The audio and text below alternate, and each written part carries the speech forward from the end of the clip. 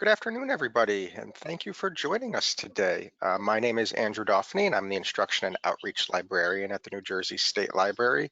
I'm just going to do a little bit of housekeeping items before I turn it over to Cindy for the proper introduction of our presenter today, Merrill Carmo. We'll be taking questions at the end of the program today, and you can ask them using the questions box in the GoToWebinar dashboard. You can submit them at any time, and as I said, we will address them at the end of the program. If you have any problems at all today, I will show you how to navigate the dashboard, and hopefully that will help for those of you who might be new to GoToWebinar. If you have any problems today, look for this white button with a raise hand. That'll alert me that you're having some type of issue. I will message you directly and hopefully we'll be able to figure that out. As I mentioned about the questions, there's a questions box right here. You can just type in your question, hit send, and then that will get sent to us here.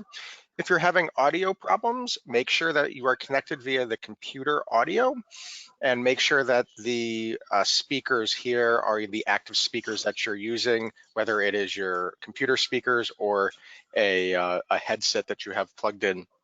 As a note, this dashboard will look different if you're using an Apple or Android mobile device, and each one of those platforms, it will look different for you. And if you're having problems, you can always try and log out and reconnect, and that sometimes might solve the problem. As a final note, this program is being recorded and will be available on our YouTube channel for 2 weeks. Everybody who registered will get a link to that.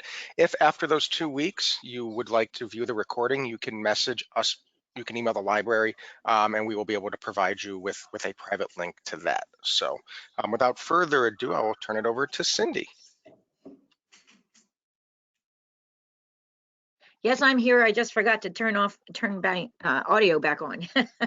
But I want to welcome everybody today, and glad that you're here with us when you could maybe be out in this wonderful sunshine. But we hope you'll take these few minutes, and I think it'll be a very good talk today.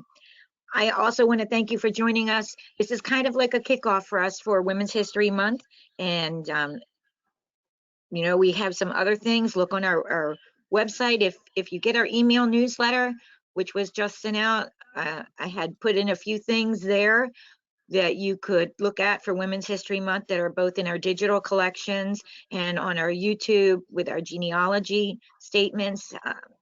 Our Regina Fitzpatrick did a wonderful job on researching some women. So if you want to, you know, indulge in Women's History Month and find out different things, there are things on our site that you could go to our YouTube channel or right into our website and look on our research guides. There's one there on votes for women.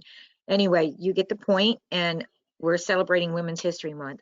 And if you aren't on our email newsletter list and you would like to receive that, you can either email me, cwarrick, WARRICK, at njstatelib.org, or that might be too long, just use our ref desk.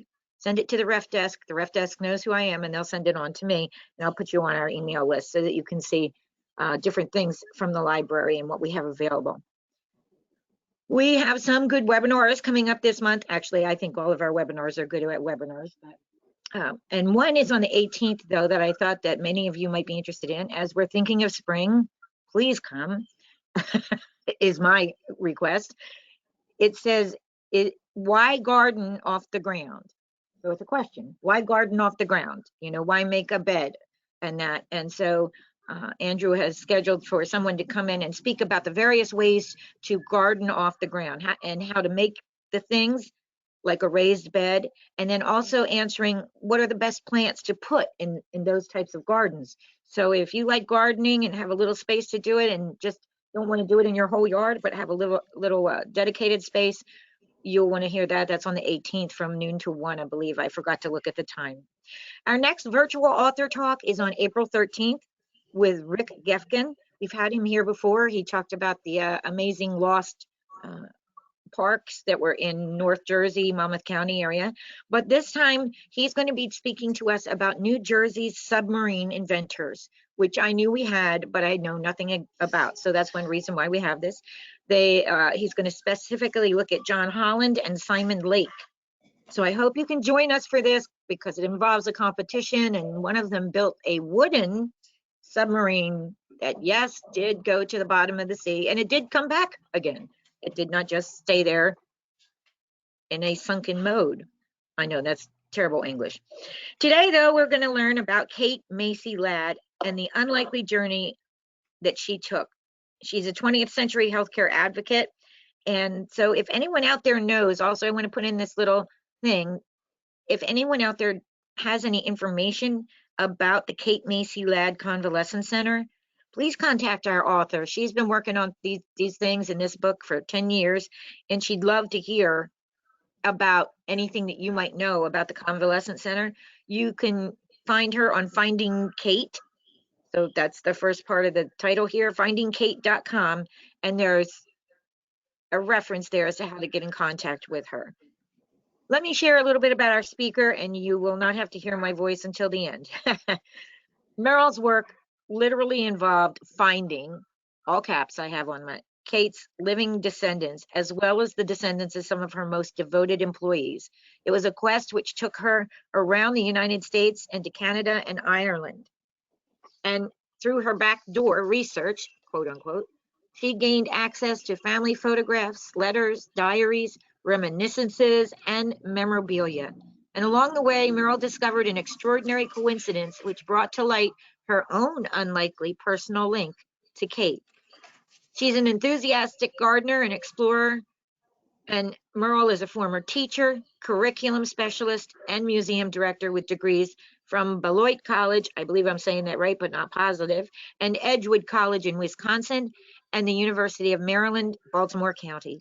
Her graduate studies emphasize the roles and contributions of American women in our nation's past. So without further ado, yes, I did say that, I turn it over to today's speaker, Merrill Carmo. Good afternoon and welcome. And many thanks to the New Jersey State Library for hosting today's Women's History Month program, as well as to Cindy Warwick for her behind-the-scenes support and kind introduction. Today, I will share with you the story of a woman born into a wealthy and esteemed American family. She endured numerous personal challenges throughout her long life, but despite this, can best be described as a woman of faith, charity, and resilience. She became a generous philanthropist and constantly considered how to help others. And she was, as I discovered, a woman far ahead of her time. Nonetheless, in the years after her death, she was oftentimes derided and mischaracterized in her local community, largely due to a lack of awareness about her life. I will also explain what led me to become so fascinated by her, resulting in my book, Finding Kate, The Unlikely Journey of 20th Century Healthcare Advocate, Kate Macy Ladd. My personal journey to find Kate Everett Macy Ladd began unexpectedly with a hike in the fall of 2007 on my first visit to the Somerset County Park, known locally as Natirar, located about 40 miles west of New York City in north central New Jersey. On that peaceful autumn Sunday, I was wholly unprepared for the perfect storm that began to brew when my three lifelong interests, writing, history, and nature collided. Who would believe that my visit to the park called Natirar would lead to 10 years of research in pursuit of the little-known story of a female New Jersey philanthropist? The word Natirar struck me as exotic and conveyed opulence in keeping with the cachet of the Somerset Hills where it lies. I would soon learn that the correct pronunciation of the word is Natirar, and that it is an anagram for Raritan, in homage to the North Branch of the Raritan River, which meanders through the property. At the end of my trail walk, I picked up a copy of the park brochure. As I read through it, I received quite an education. Most significantly, I learned that the 411-acre park property was what remained of the one-time 1,000-acre estate of Catherine Everett Macy and her husband, Walter Graham Ladd. The Ladds, who were New Yorkers, began to acquire land in Somerset County in April 1905. Surprisingly, I also learned that Kate Macy Ladd established a convalescent home for women on her estate soon thereafter. I left the park that day with a compelling desire to follow Kate's trail, hoping that I could discover what would motivate an affluent woman raised during the Gilded Age to come to the aid of other women in such a unique way. And so my own unexpected and unlikely journey finding Kate commenced in earnest. The Ladds lived in the former home of Zachariah and Kate Fuller Belcher for about 7 years before their mansion house was built. The 40-room, 30,000 square foot brick Tudor-style house was designed by prominent Boston architect Guy Lowell, with the assistance of the well-known New Jersey architect Henry Janeway Hardenberg. Guy Lowell also built Eganos, the Ladds' waterfront home in Bar Harbor, Maine, which stands today on Frenchman's Bay. Henry Hardenberg is well remembered for building the Dakota and Plaza hotels in New York City, as well as many buildings here in New Jersey, including the original Bernardsville High School and St. Bernard's Episcopal Church Parish House in the Somerset Hills. As she and her husband made plans to assume their new residence, Kate and her companion, Alice Lemley, a trained nurse, were making plans of a most consequential nature. As I had read in the park brochure, by 1908, they had opened a convalescent home for women on the grounds of the Natirar estate. Called Maple Cottage, it was a comfortable residence where deserving, gentle women, compelled to depend upon their own exertions for support, shall be entertained without charge for periods of time while convalescing from illness, recuperating from impaired health, or otherwise in need of a rest. The more I discovered about Kate Macy Ladd, the more intrigued I became.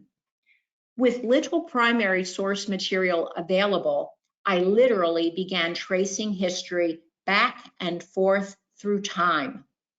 I decided to try finding Kate's living descendants, as well as finding the descendants of some of her most devoted employees. As Cindy said, a quest which took me around the United States, to Toronto, Canada, and even to County Cork, Ireland. And through my backdoor approach, I gained access to Macy and Ladd family photographs, letters, diaries, and memorabilia.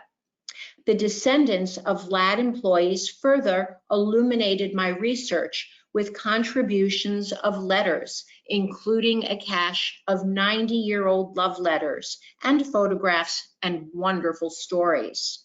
Along the way, it was also my good fortune to develop many friendships. Early in the journey, I discovered an extraordinary coincidence which brought to light my own unlikely link to Kate. I knew at that moment there was no turning back for me. I will share that story in a bit. But first, more about Kate. Kate Everett Macy, born in 1863, was a child of privilege. She was raised by a doting, close-knit Quaker family.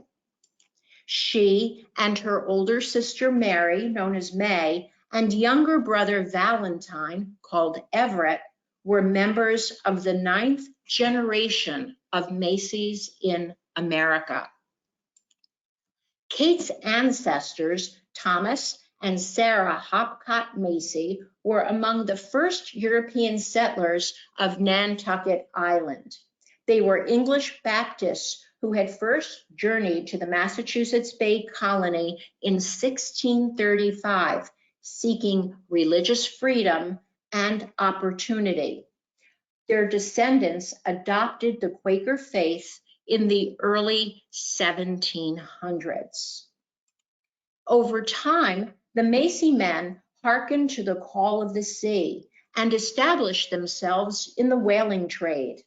They became well established in the commercial, religious, and community life of Nantucket, where homes built by Kate's ancestors can still be seen today.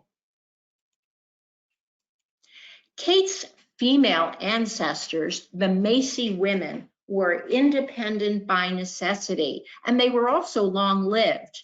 Theirs was not an easy lot.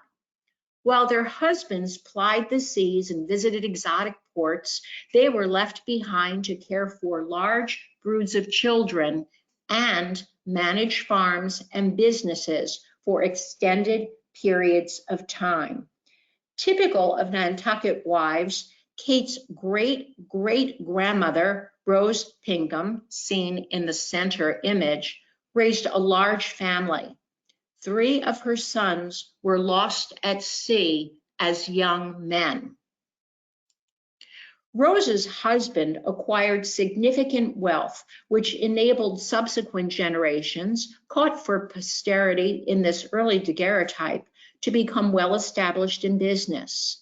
As an aside, it is important to note that Kate and her family were not directly related to Roland H. Macy, the founder of Macy's department store, even though their respective family lines can be traced back to Thomas and Sarah Macy.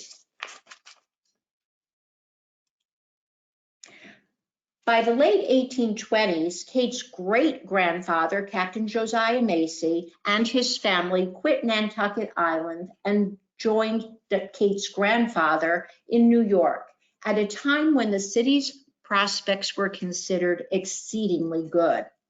The men established a shipping and commission firm called Josiah Macy and Son, located in the South Seaport area of New York. Kate's parents were Josiah and Caroline Louise Everett, always called Carrie. They embraced the values and customs of their faith, exemplifying devotion to family and the Quaker disposition to do good for others. Kate's mother was known for her intelligence and generosity. Her most enduring act of philanthropy came about in February 1893, when her large and initially anonymous gift of $200,000 made it possible for Teachers College to erect a state-of-the-art building in Morningside Heights on what we now know as the Columbia University campus. It was called Macy Hall to memorialize Kate's father. If, as we have learned, Kate was not a department store heiress, as many people have thought, what exactly was the source of her wealth? One word will suffice: By the early 1870s, Kate's father, who had cut his teeth at his family's firm, was front and center representing the Macy's interests in the burgeoning petroleum industry. Having followed the shifting trends in the oil trade, in 1867, the Macy's purchased a bankrupt company at Hunters Point, located close to the spot along the East River where the neon Pepsi sign has glowed in the night sky for decades. Their new business quickly became the second largest refinery in the nation. Kate's father was named company president shortly after his 30th birthday. The Macy's enjoyed a reputation for producing a high-quality product. They attracted the attention of William and John D. Rockefeller. With what appears to have been little fanfare, the Macy's sold their business to the Rockefellers for a combination of Standard Oil stock and cash. This was the source of Kate Macy Ladd's wealth. Josiah Macy was so admired by the Rockefellers that they brought him into their firm to run the DeVoe Oil Company, an international business. With his enhanced income, Josiah Macy purchased a handsome townhouse at 18 West 53rd Street, nearby the Rockefellers' homes and across the street from the current location of the Museum of Modern Art. It was clear to those who knew him best that Kate's father was burning the candle at both ends. In addition to running DeVoe, he worked with the federal government developing safety regulations for the oil industry, which took him to Washington, D.C., and he also represented the oil industry at the 1876 Philadelphia Centennial Exposition, where he joined a throng of some 200,000 people on hand for the fair's grand opening on May 10th, 1876. The following September, Kate and a large family entourage traveled by train to Philadelphia to enjoy the fair. Perhaps the happy fairgoers were too caught up with the excitement to notice that Josiah Macy was not looking quite himself.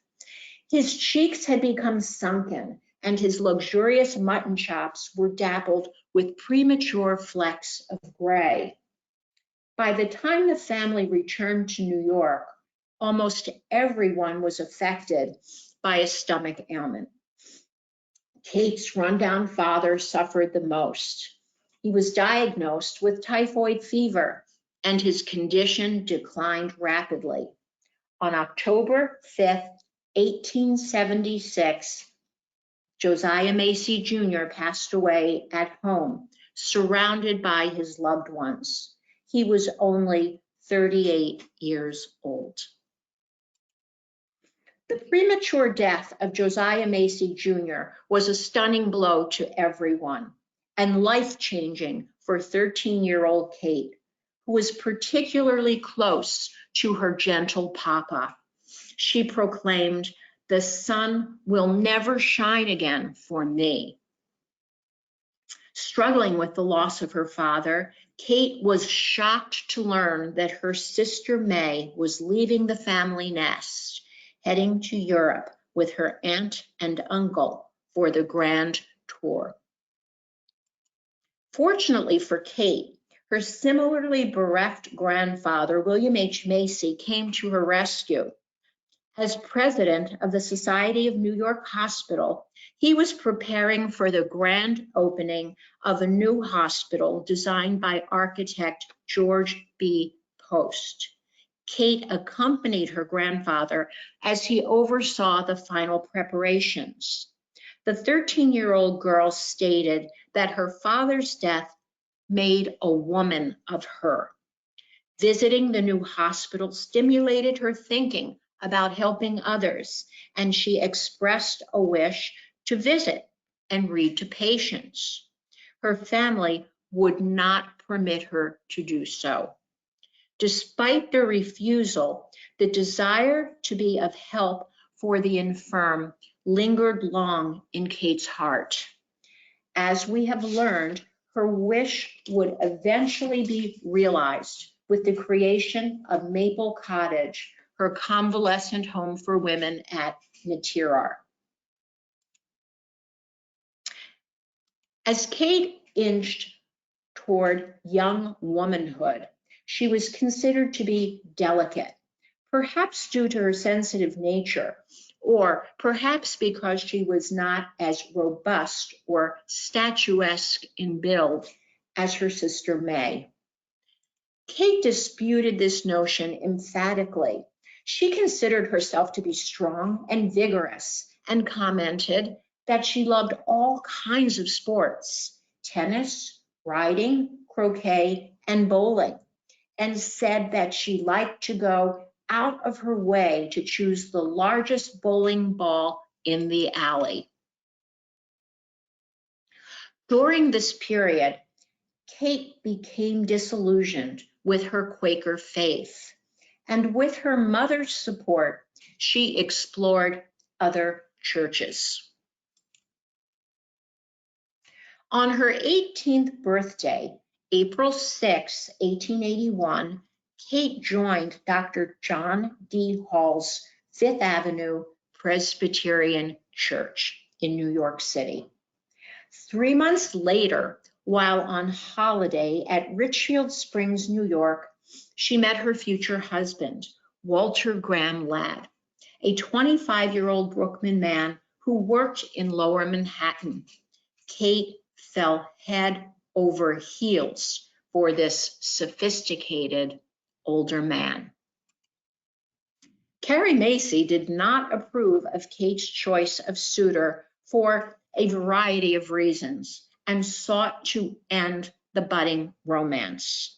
First, she took Kate and her siblings to Lakewood, New Jersey, a popular winter playground for the wealthy. To Carrie's dismay, Kate pined for Walter and stopped eating. With her daughter's health in question, the family returned to the city where the young couple were reunited. Dissatisfied that Kate continued to be entranced by Walter Ladd, Carrie made a further attempt to separate the pair by taking the family on the grand tour of Europe. When she learned of her mother's plan, Kate dramatically declared that she and Walter were engaged, and that although she would never marry against her mother's wishes, she would never marry anyone but Walter Ladd. At some point, Carrie Macy gave in to her daughter, as parents have been known to do, and when they returned from Europe, wedding planning commenced, along with the gathering of female talent to create Kate's one-of-a-kind engagement quilt. Kate and Walter married at the Macy home on December 5th, 1883. The house was filled to the brim with wedding gifts. After a brief trip to Philadelphia, the newlyweds happily settled down to married life. Sadly, by May of 1884, things had taken a trying turn. A letter stored in the back of Kate's Bible for more than 100 years indicates that the young bride had developed scarlatina, a variation of scarlet fever. Kate subsequently suffered a miscarriage, leaving her physically weak and heartbroken. She experienced a further setback when her kind and sympathetic mother-in-law, Sarah Ladd, died suddenly. Kate was persuaded to check in to an exclusive women's hospital at 596 Lexington Avenue in New York City in an attempt to regain her health. Despite this, Kate's health continued to run up and down for years, and she and Walter remained a childless couple, always a great sadness to Kate.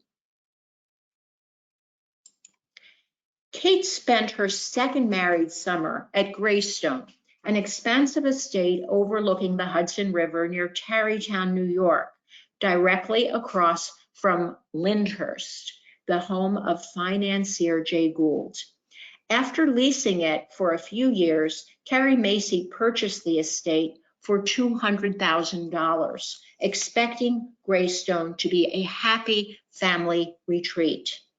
Thereafter, Kate alternated her time between her mother's country house and the apartment that she and Walter maintained by Central Park South. Their exclusive enclave was known as the Central Park Apartments, or Spanish Flats. During this period, Kate took classes in literature, the Bible, current events, attended lectures about foreign travel, and mastered the highly popular game of whist. She enjoyed spending time with her sister, May, who was married and lived nearby. Unlike Kate, May was well blessed with children. Her 3 sons were born in rapid succession. Kate adored her nephews, but she began to suffer with stomach issues soon after the birth of May's first child. It was at this time that the Ladds began to travel in search of health remedies for Kate. As Kate silently suffered her inability to bear a child of her own, a true blessing entered her life when Walter's younger brother, James, married Rebecca Serrell, a brilliant young woman from Darby, Pennsylvania. Known as Rebby, she and Kate had a great deal in common. They were both devoted to family, loved literature and learning, and they shared the values of their common Quaker upbringing. Kate and Walter joined Rebby and Jim on a long tour of Europe, where they maintained a rigorous travel itinerary, visiting England, where, as we see, the women were photographed in their new hats on the Isle of Wight, as well as to France and Switzerland.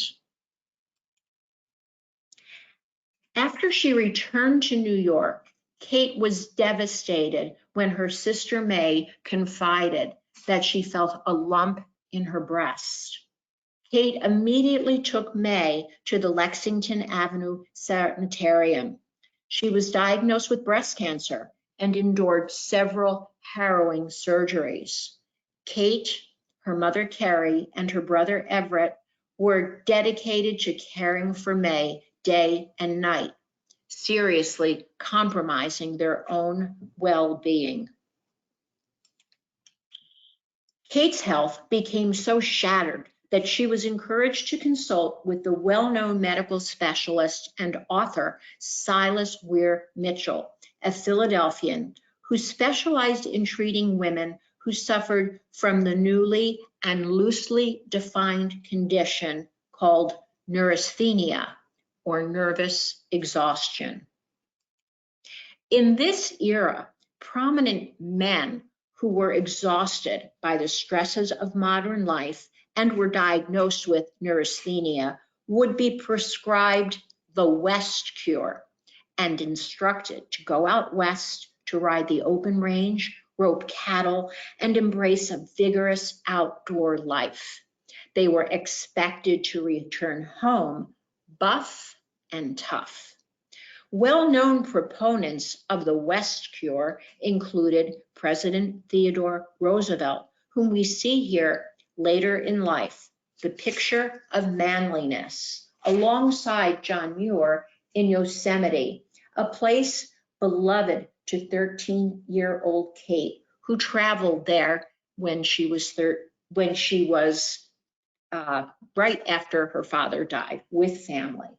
In glaring contrast, women who were wealthy and often intellectually inclined, such as Jane Addams, Charlotte Perkins Gilman, and Virginia Woolf, who were similarly overcome by the stresses of life were instructed to follow the rest cure, Dr. Mitchell's specialty.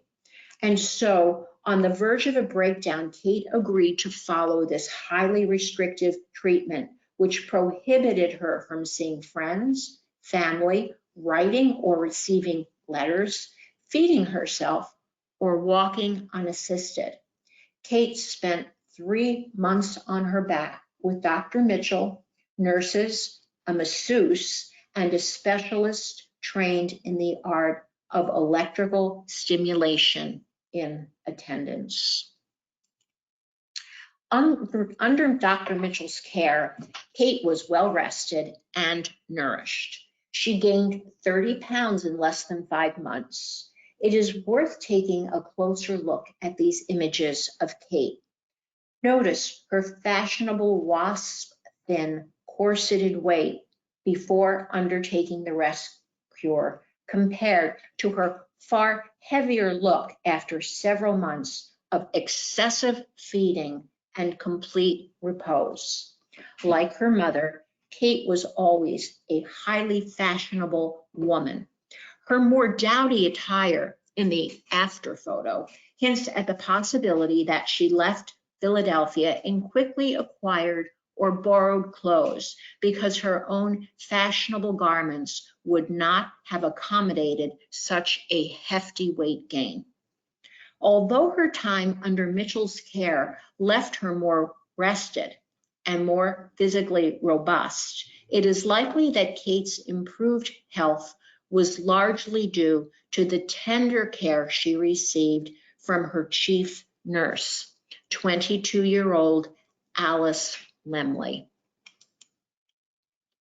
When Kate was strong enough to return to New York, Alice Lemley accompanied her. The women were destined to become the most devoted companions for the next 25 years.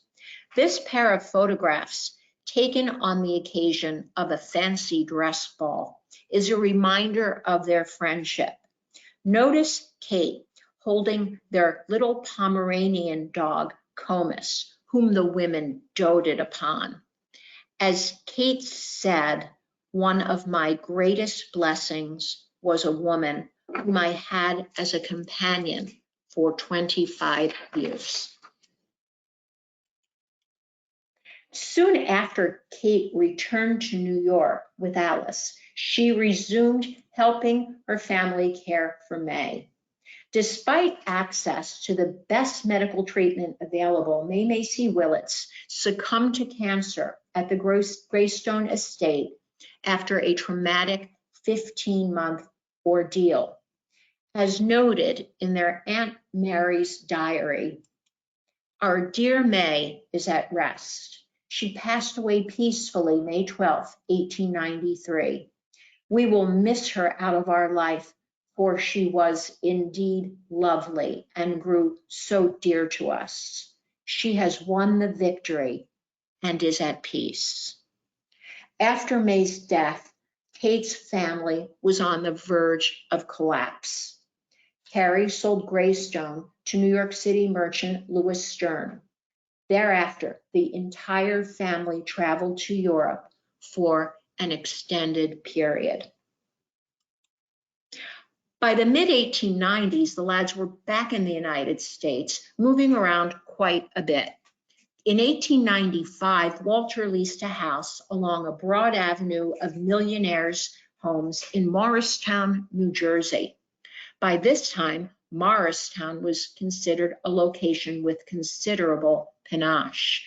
It was said that more wealthy men resided within 3 miles of the Ladds' rented house at 101 Madison Avenue, across from the current-day Morristown Memorial Hospital, than anywhere in the nation. Publications of the era touted Morristown as the core of the richest and least known colony of wealthy people in the world. The Ladds also traveled north in the summer to enjoy the cool Adirondack air. There, Kate met Dr. Edward Livingston Trudeau and learned of his pioneering work with consumptives, or those afflicted with tuberculosis. She began to support Trudeau's work, and with Walter's assistance, donated a state-of-the-art convalescent cottage to Trudeau's sanitarium at Saranac Lake, New York. It was dedicated to the memory of her sister May and remains in its original location. In 1896, Walter and Kate and Alice Lemley moved out west, settling in Pasadena, California, where the Ladds purchased their first home, which they called Vista Vasta. The Los Angeles Times described it as one of the choicest spots for a home that Pasadena affords. Walter was thoroughly pleased with his fine new house and Pasadena in general. While he was like a man reborn, it appears that Kate was less enthusiastic about the move. She was happy to winter in the pleasant climate of Southern California, but for her, home was with her family. Unbeknown to Kate, the move to Pasadena had been carefully calculated. Miles away from New York, she was shielded from the fact that her mother had been diagnosed with breast cancer and required surgery. Carrie Macy's ordeal lasted for 18 months, mirroring that of her daughter May. She died at the Macy home in New York City on December 31st, 1898. Upon learning of her mother's death, Kate was thunderstruck and made immediate plans to return home. Although the Ladds held on to Vista Vasta until 1907, they never lived in Pasadena again. Within a year of resuming life in the East, Kate faced a tremendous personal challenge when she too discovered a small lump in her breast. She underwent major surgery at Elsinore, a private home that Walter had leased in Bar Harbor. Kate's surgeon was the well-known Dr. Robert Abbey, a cancer specialist and intimate of Madame Marie Curie. With her family history, the doctor believed that Kate did not stand a chance without an operation. However, unlike Carrie and May, Kate lived an additional 45 years. Nonetheless, the devastating operation left Kate greatly weakened. In 1902, she weighed a mere 72 pounds. Let's pause for a moment to consider these two images of Kate taken about 10 years apart, at which time she was ages 30 and 39. Chilling, isn't it, to see the physical changes that she endured? However, Kate Macy Ladd was a resilient woman.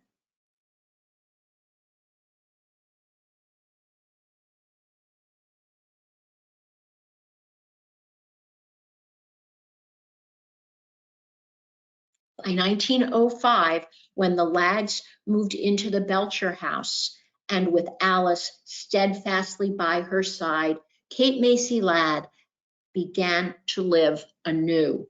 She enjoyed entertaining, skating, tobogganing, and taking long walks with Alice, going into New York City and spending summers up in Bar Harbor, where Walter became an avid yachtsman. Between May and October, Kate's convalescent home for women, Maple Cottage, operated in full swing. In 1909, the Bernardsville News described Kate's guests as a nice class only of city women and said that everything, including transportation, was absolutely free at this delightful retreat on the hill overlooking Peapack. Kate said that the day that she received Maple Cottage's first guest was the happiest day of her life.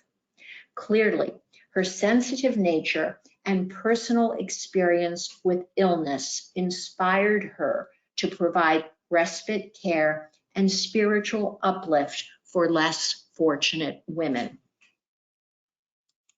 Despite spending the summer up in Bar Harbor, Kate had full confidence that every aspect of life at Maple Cottage was being managed to perfection.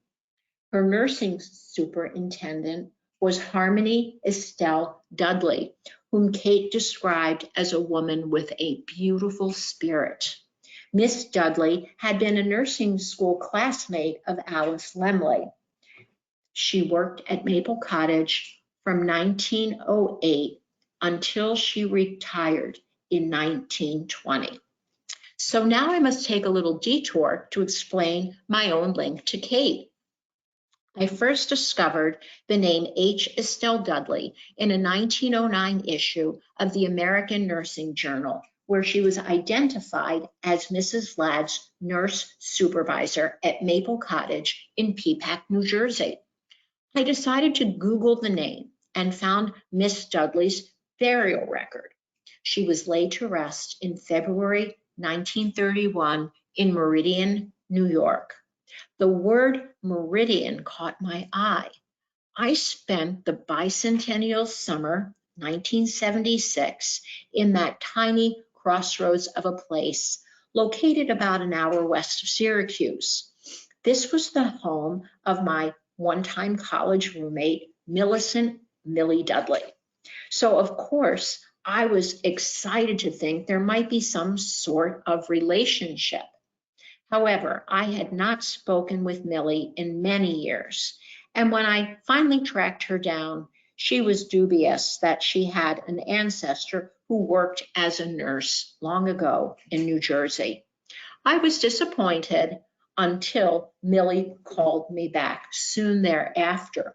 She told me that she had just found an old ledger book among a long untouched collection of odds and ends. She was amazed to see that the book was filled with recipes and home remedies, mostly written by hand. And on the inside front cover, it was inscribed in faded ink with the words, H. Estelle Dudley, Maple Cottage, Peapack, New Jersey, 1912. In fact, Miss Dudley was my friend's great-great-aunt, Harmony Estelle Dudley. Once I discovered that my friend Millie was indeed the great-great-niece of Kate's nursing superintendent, Estelle, there was no turning back for me. Now let's return to Kate's story. As the Ladds were settling into their mansion house, Kate began to extend her philanthropic reach. She became a personal friend of public health nursing pioneer Lillian Wald. Miss Wald visited Natirar and presented a public health talk to a group of some 70 women. Many were Kate's friends from local chapters of the Visiting Nurse Association. Kate quickly assumed a leadership role in her VNA chapter and helped to develop strategies aimed at bringing better health to the community. She was never immune to the suffering in her midst. Despite their personal wealth, the affluent estate owners of the Somerset Hills were surrounded by hardworking families who struggled to make ends meet. Among other well-received initiatives, the VNA women championed nurse home health visits, hygiene education, eye and dental screenings in schools, and milk inspection. The Ladds paid for a nurse's salary and provided a chauffeured car to take her on house calls. By 1917, they had donated a fully equipped nurse's house, complete with a small surgical room on the Peapack Road, where Kate took pleasure in rolling bandages and stocking the necessary supplies. In 1915, Kate, Walter, and Alice had traveled south to the Berry School in Rome, Georgia, to meet Martha Berry and learn more about her pioneering work educating poor children from rural communities. Kate's visit spawned a lifetime of devotion and philanthropy toward Miss Berry and her school.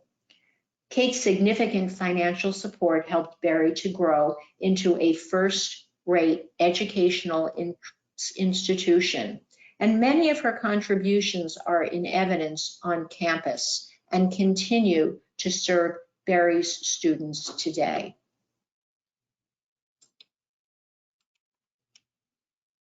As Kate and Walter aged, their altruism grew.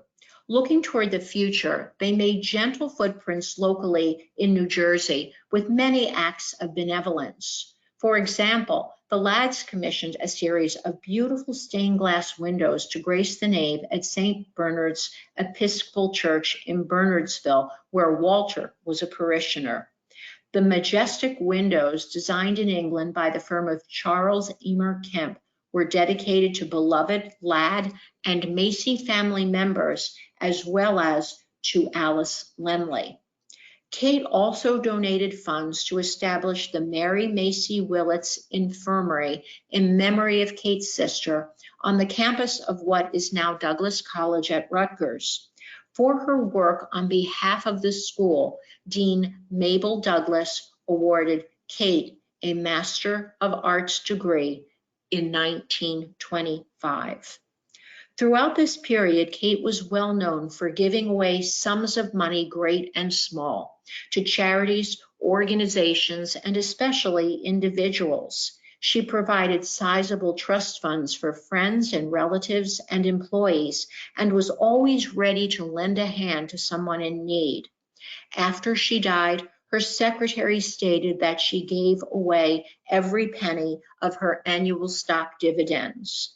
The Ladd's wealth was not affected by the stock market crash of 1929, but Kate was concerned about its effect on others. As she contemplated what had occurred, she quickly penned a bare-bones memoir, The Story of My Life. As she was busily signing copies of her memoir, Kate received word that her beloved brother, Everett, a businessman, politician, and humanitarian, had passed away while wintering near Phoenix, Arizona. Kate was shocked. Her brother was a dear friend and faithful advisor. Kate managed to rise in her grief and set into motion a plan that she and Everett had long discussed.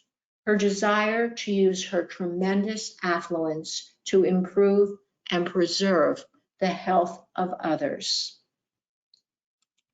In the sad years following the death of Alice Lemley in 1917, Kate became increasingly dependent on the charismatic and enigmatic Dr. Ludwig Cast, whom she relied upon for healthcare, emotional support, and friendship.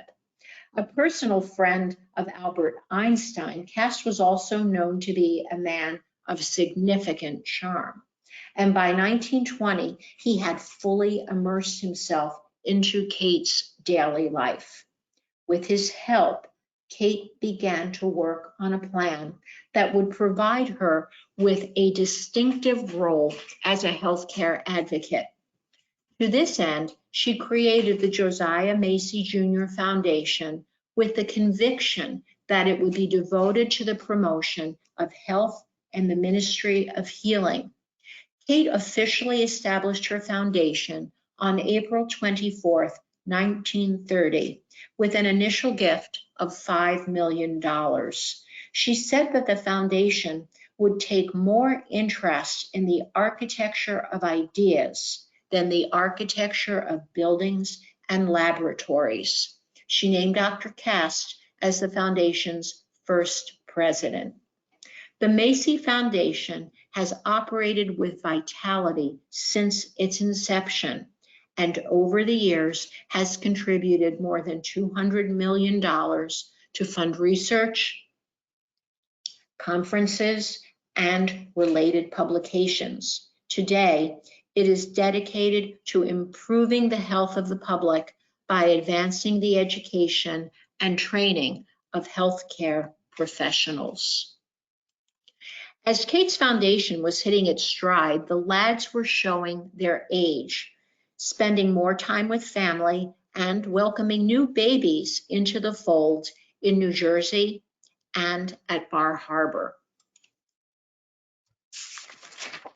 While Kate focused on the establishment of her medical philanthropy, the continued operation of Maple Cottage, and her charity work, Walter oversaw the management of their estates and designed his dream yacht.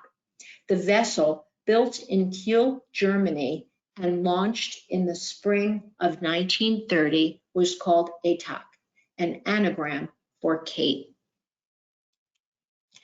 Kate and Walter were on course to celebrate their 50th wedding anniversary when Walter took ill and died suddenly on May 22nd, 1933. At the time of his death, Walter's estate was valued at $11 million. Although he never joined Kate to support the Macy Foundation, he also wished to see his wealth used in a meaningful way. Through his will, filed simultaneously with Kate's in 1932, he made gifts to family, employees, and friends, and named his wife the life beneficiary of the residue of his estate.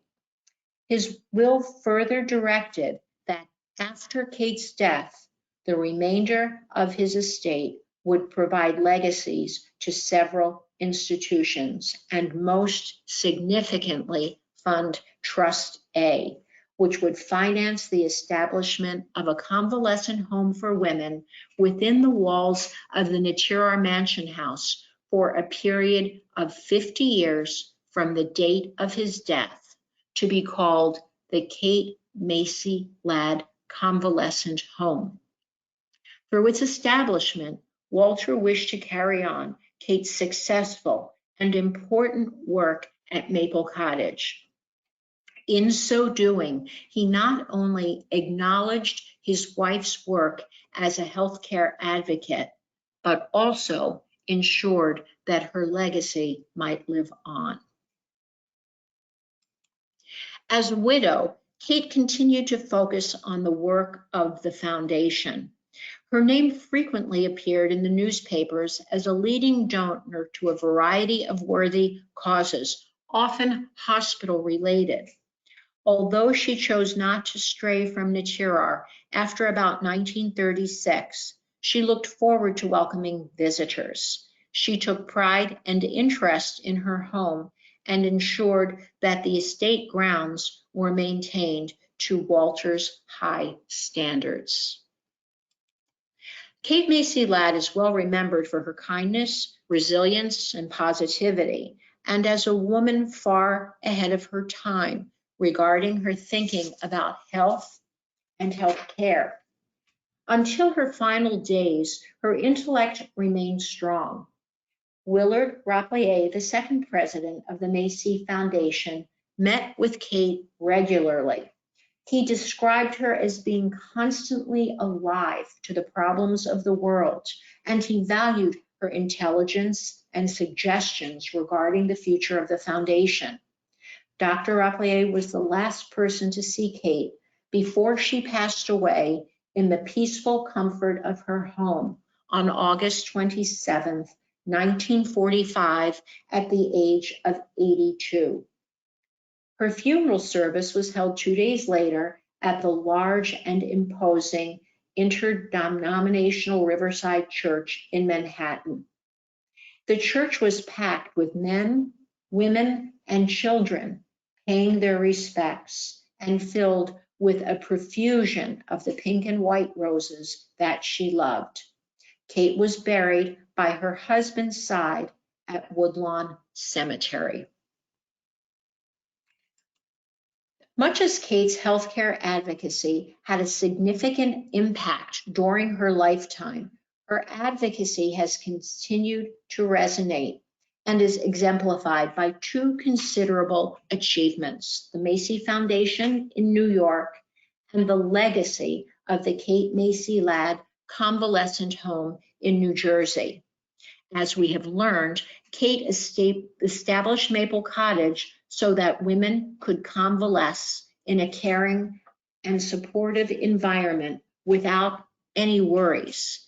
And this was also the goal of the Kate Macy Ladd Convalescent Home, known as KML. Well over 22,000 women between the ages of 18 and 69 were referred to convalesce at the home, free of charge, and typically for a 3-week stay by doctors, social workers, and hospitals between the years 1949 and 1983. Kate Macy Ladd's stunning success can be attributed to both the Ladd's largesse and the facility's dedicated staff and outstanding day-to-day management. The first KML guest arrived on January 17, 1949. Her name was Etta Pfluger. The magnificent estate property was made fully available for the enjoyment of guests. Favorite outdoor activities included walks along the Raritan, lounging in the sun on the terrace, and gathering for cookouts in warm weather. Bamberger's department store of New Jersey provided the interior decor for the home. Notice the furnishings, carpets, draperies, and so forth. Everything was maintained in perfect condition throughout the home's years of operation. To ensure the guests' care and comfort, it was necessary to make significant renovations within the mansion house. The magnificent grand staircase was removed to make way for an elevator. Two surprising modern additions were also made. The first was an on-site beauty salon where guests were encouraged to have their hair freshly styled, a wonderful way to uplift spirits. The second was a soda fountain where personal sundries and fountain treats could be purchased. The KML guests were always encouraged to socialize and dress for dinner, where they enjoyed nourishing meals prepared by chef and baker Fred Trumpy. It was all served in a well-appointed dining room. The home was a very lively place. In addition to medical treatments, PT and OT, and doing crafts such as weaving and pottery, women took part in a full calendar of social events such as fashion shows, art and music events, and so on. A stay at the Kate Macy Ladd Convalescent Home offered women an opportunity for a new lease on life at a time when quality rehabilitative healthcare services were limited. Women frequently commented that while at KML, they were treated like royalty. Staff made similarly glowing comments about their work environment. As dictated by the terms of Walter Ladd's will, the KML home closed in May 1983, 50 years after his death.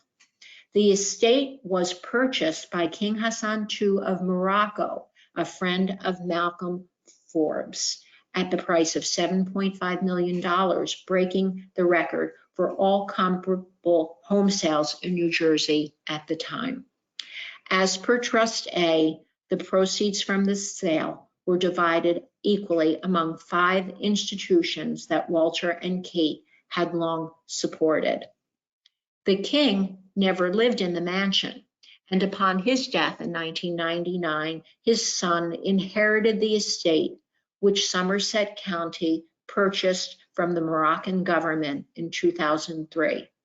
Since that time, it has become one of the most popular parks in the Somerset County system and also a highly regarded hospitality destination.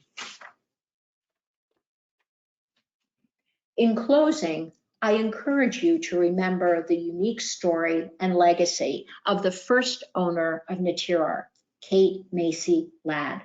Today, we know that she was a caring and generous person. She was a woman far ahead of her time who espoused new ways of thinking about many things, especially in the arenas of health and healing.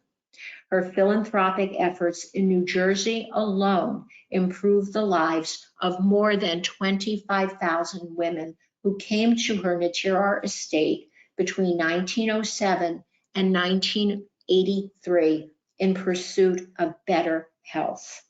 Countless others have received the benefit of her largesse through her foundation, institutional bequests, and private gifts of support. I think that you will agree that Kate Macy Ladd's remarkable resilience and abiding dedication to doing for those less fortunate is an inspiration to all. I thank you for being a wonderful audience today, and I believe that it is now going to be possible if someone would like to ask a question. All right, thank you so much, Meryl. If anybody has any questions or comments, anything you would like to share, you can use them submit them in the questions box, and we'd be happy to take care of that for you. So while we're waiting for some questions to come in, we have had a few comments throughout the presentation that we'd like to share. Somebody said, can't wait to read the book. My aunt referred to Dr. Mitchell in her diary and had exchanged letters with him. So That is fascinating. I love the discovery part. This person has heard you speak before and they're so interesting. Let's see, the donation numbers are staggering.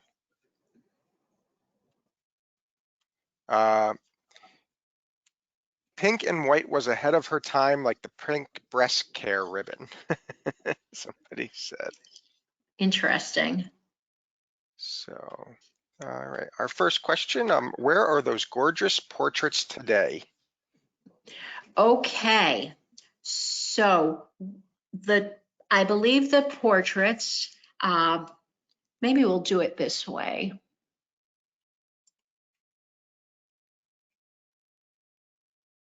Sorry, I'm trying to see if I can make myself seen.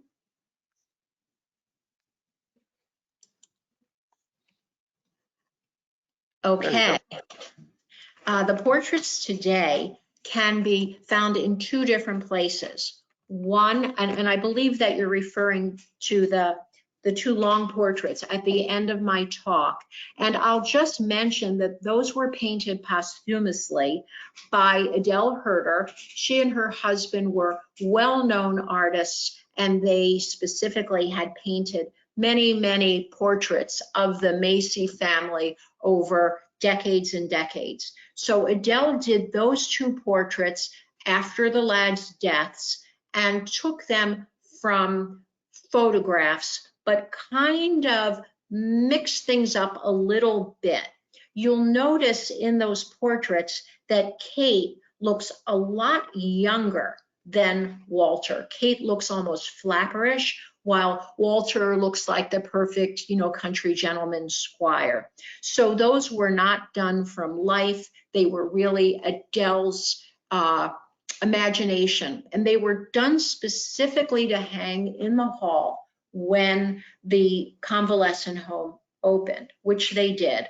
When the convalescent home closed, Kate's portrait found its way to Berry College, which I mentioned, in Georgia, and it is there today. And Walter's portrait was purchased by a family member, and I believe it is still in her possession. All right. Is Kate well remembered at the mansion? That is a good question. I certainly have had the wonderful opportunity to speak at the mansion, and but I really can't answer that. It's probably a good question for the people on site there. Can you repeat how Mr. Ladd made his fortune? So that's a bit complex to explain in this setting, but Kate and Walter kind of had an agreement. And part of the agreement was that Kate would do what she wanted to do with her philanthropy, and that Walter would be the person, as the man would have been in that time, who ran things, who managed the money, who paid for things, who did investments, and he received money every year that would be his own. And so he invested his money and did very well.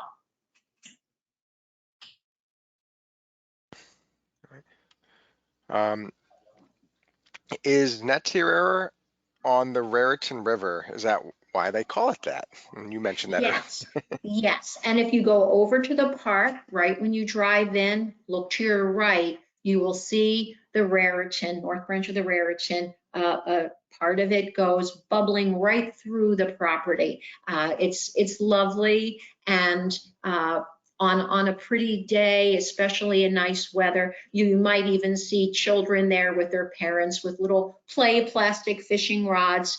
But this was a place where people went in that time, generally men, went fly fishing. When Dwight D. Eisenhower was not yet president, but head of Princeton, he was known to have gone there to fish. And it's a very, very beautiful physical aspect of the Natirar estate. And that is how the name was created.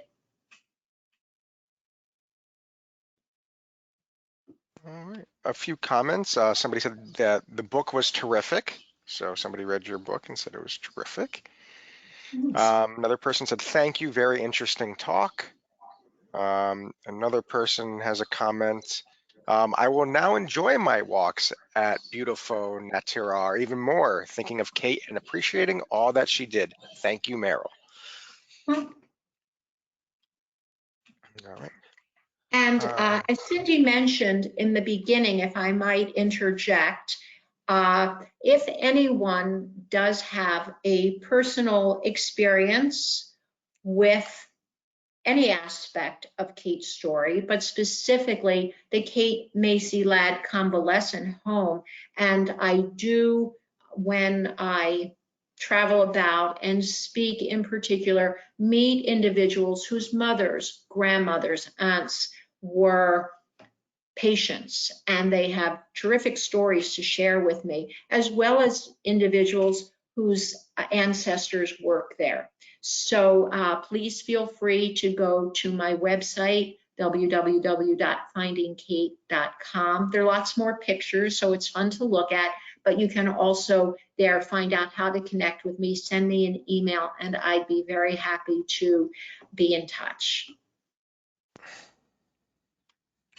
Another comment, what an inspiration to us all. Resilient, beautiful, unselfish, and compassionate. Good words. Can you further elaborate about the beautiful quilt and how you came to learn about it and come into its possession? Yes, and it's funny, it's about 40 feet from us right now. I probably should have brought it down and I could have held it up. So I mentioned early on how my journey made it possible for me to meet so many wonderful people and develop enduring friendships. And one of the people I met was the owner, through time passed down to her, of the quilt. And if you recall, toward the end of my talk, there was a single photograph of Kate as a much older woman with a darling little girl kind of on her lap in what is still the library at Natirar. So that was her great niece. and her great niece. Her name is Edith. Edith gave me the quilt a number of years ago. We had been meeting and talking about Kate and all sorts of things that she was able to really fill in. At that, Edith is the last person alive today who knew Kate personally.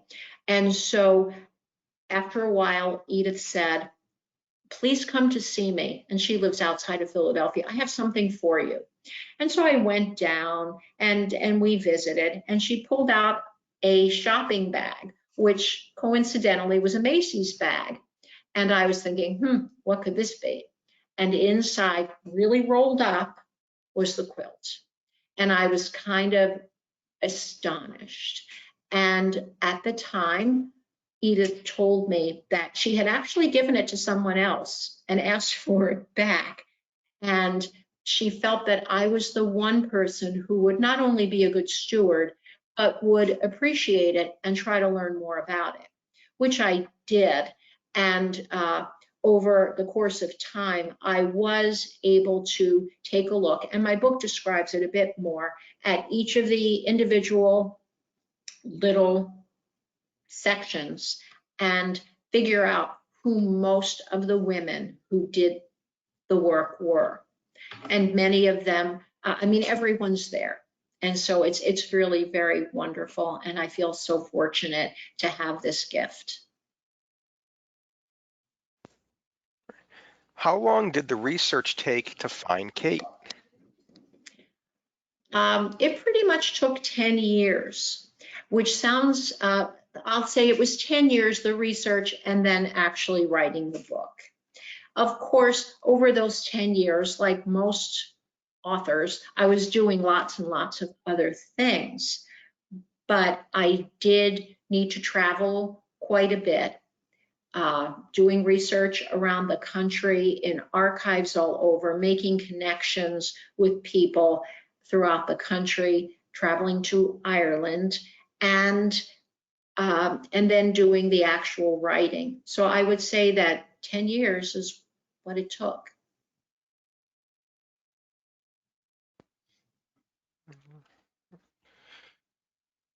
Excellent work and presentation.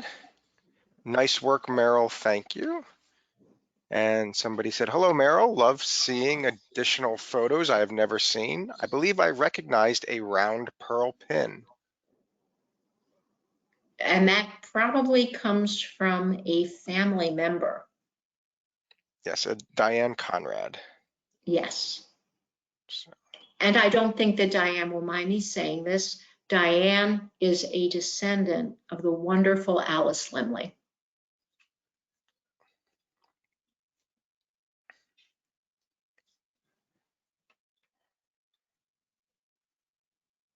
all righty. That's everything that I have in the queue. So Cindy, if you want to take us out. I do want to take you out. For those of you who are still with us, I just am so happy to have had this presentation. Last year, she was supposed to give it on March 25th, and with COVID, it was just not a possibility. And she graciously, as I contacted her again for this year, agreed to do this presentation. And I'm very thankful for the back and forth that I've had with her, as well as this presentation is just marvelous. And I have only begun the book, but find it very, very interesting. And I hope to someday be able to go to Natirar and be able to walk around, and maybe even with Meryl, and just to see that.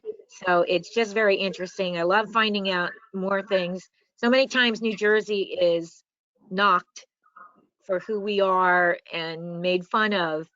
And yet, when you find the massive history that's here in all different centuries, it's really that we can be proud of various things that we have here. So Meryl, thank you for doing that research. Thank you for getting this book together, and thank you for doing your presentation. It's really appreciated. Andrew, thank you as always for all the logistical stuff that you do. And I guess I'm signing us out on this wonderfully sunny day, and I stepped outside for a minute and it isn't even 2 o'clock.